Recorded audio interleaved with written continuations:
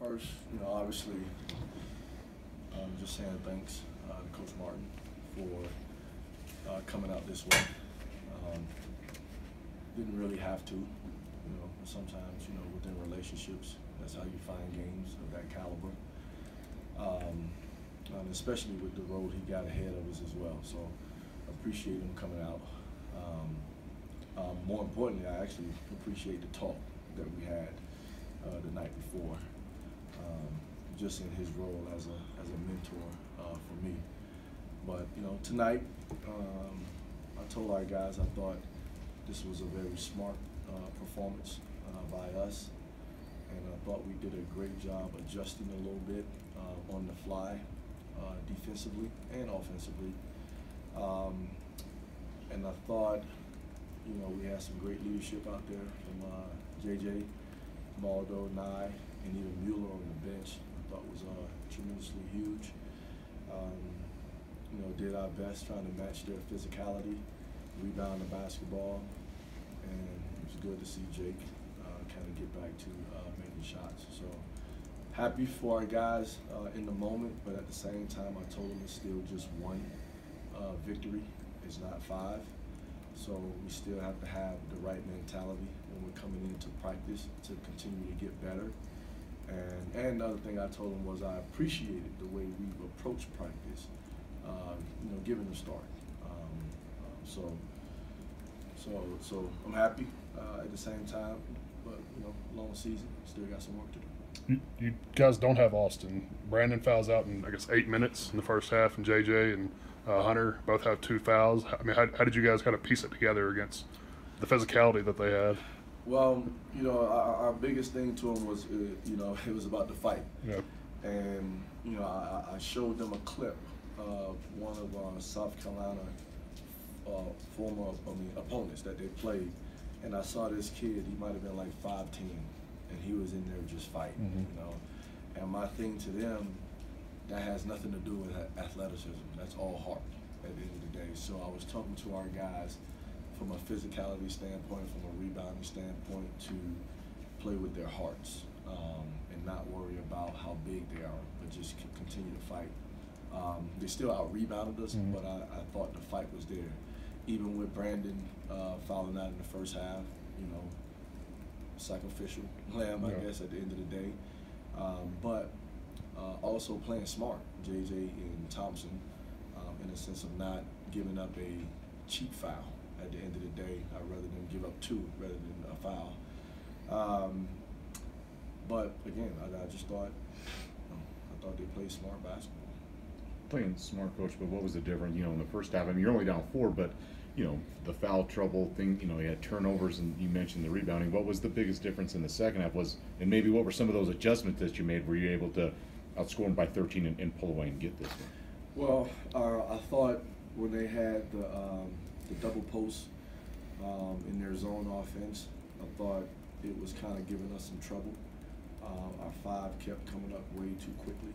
I was willing to live with their big shooting that mid-range jump shot, but at halftime I thought we just adjusted it in the sense of to stop bumping and almost kind of matched a little bit out of it.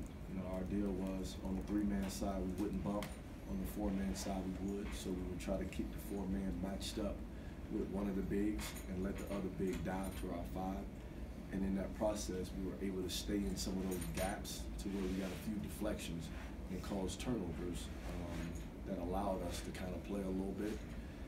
And then offensively, I just thought we were patient. I thought, JJ did what JJ does, and I thought they lost Jake a couple times, and he made him pay, shooting the basketball. It seemed like Jake didn't rush it or push it as much this time, that he was in much more control of what he was trying to do. Is that fair? Well, yes, because we set him down as a staff when we got back from Evansville. Might even talk to him again out in northern Colorado. But our thing to him was he almost has to approach the game like JJ in a different way. Like, how are they playing you? Because regardless of the fact if you've seen us play or not, if you look at the stat sheet, that's the guy that shoots the threes. So we have to be able to take him out. And our thing to him was, that's still a good thing. You're being guarded. So it opens up the floor even a little bit more for JJ, where he has to, or where I thought he did a great job of just being patient with his opportunity, and then when it came, taking advantage of it. Outside of the 2 quick ones with like 4 minutes left, when it was about time to score, I thought he did a great job moving without the basketball, and I thought guys did a great job finding him. Seems like Taylor is maturing quite a bit with Mueller out. Yeah. How important is that going to be? He's again. I think he's just taking strides. You know, we always joke about this because he didn't really have a good summer, and it was due to probably more so to conditioning. But when we had that break and he went home and came back, he came back in shape. So he did something. And even watching him, the one thing we said as a staff is we could put him out there with 4 returning guys, and he's not going to hurt you. He can play within that. And he has an ability to score the basketball. He's kind of work on the free throws, and he has a really good basketball IQ. The only thing I really yell at him about is just opening his mouth. He's just a quiet kid, you know. And I got on him one time about calling to cut him through, and he was like, I said it. I said, oh, you didn't say it loud enough, or without any urgency. But I think he has a chance to be really good as well, because he's somewhat of a tweener, a guy that can be a skilled 4, but at the same time be a 3-man as well. You've harped a lot on wanting this team to be engaged defensively for 40 minutes. Was that one of your better efforts, all things considered? I thought so. And again, I just love it when they're talking to each other about defense. And I want to say in the second half, you know, because we keep stats of when we stop them 3 times in a row, and we consider those kills. And I just want to say we got 8 of them. So when you put together back-to-back possession or 8 of, 3 stops in a row, you're giving yourself a chance. So, like we've been harping on them is, guys, our offense is going to be okay. It's going to be okay. We got one of the best players in the league, best players in the country, to be honest with you. Like, we'll find a way to score the basketball. And even with Thompson, like I told him, I know he was only 1 for 5, but the threat of him shooting that opens the floor for JJ as well, even more. So the offense is going to be there. We just got to be better on defense consistently. And like I told them, the number 64, that's a good number for us.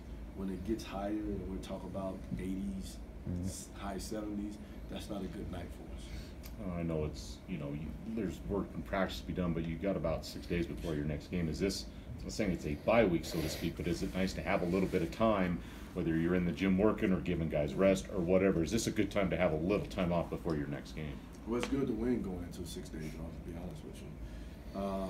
But no, I mean, our high minute guys, we got to get them some rest. But yet, the guys that are not playing as much, they still got to work out, so there's a process. And sometimes kids don't understand that, and say, why is he resting when I got to work? And I always like to say, hey, I've been there too. When I was playing, Tony Delp, Walter McCarty, who we just played against, they had some rest days. I had to work, so I don't feel sympathy, at the end of the day. Like, we're trying to get better, and that's a process within you getting better. And for the other guys, they need the rest. Now, they'll come in and probably shoot some free throws, probably lift some weights, but, probably less on the floor, and mixing it up, even once we start back on the floor with how hard we go versus how hard we will do it without non-contact. You guys have lost 4 or 5. You lose another body in Austin. You got a Power 5 team coming in here. Just what does this win, can it do for morale, do you think, at this point? Well, the one thing I would say, gosh, I don't see no defeat in our guys. When Mueller went down, it was again, type of mentality. But, getting Maldo back in a sense of being closer, or the best he's been in a sense of being to 100%, mentally, that helps JJ out, because I know how much respect he has for Maldo. But it does help our morale at the end of the day. But, I thought our guys came in with the mindset of, we're capable, and like I would always tell our guys, that's how we prepare. You know, no disrespect to the other team, but you know, you still have to play 40 minutes. And quite frankly, you know, I would tell guys, outside of Oregon State, we've been in every game. So it's not like we're getting blown out. You know, we're fighting. And tonight the chips fell a little bit better our way because of making shots, and then JJ being who JJ is.